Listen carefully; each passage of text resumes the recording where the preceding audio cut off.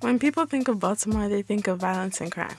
But for me, Baltimore is art, history, seafood, and music.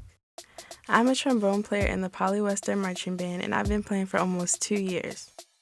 On the morning of October 17, 2015, we marched in Morgan State's annual homecoming parade. We were the first band to arrive at the Alameda Shopping Center.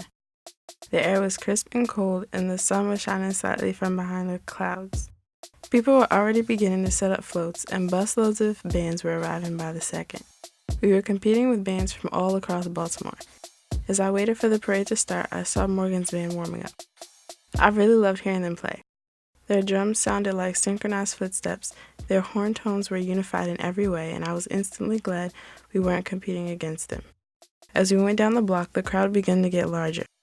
More and more people surrounded the streets. I kept running out of breath because the cold air pierced my lungs. The parade was about 3 miles long, with the judges' table waiting at the end for performers. As we performed for the judges, I felt a rush of confidence come over me as I marched higher and played louder than I ever had before. Everyone did.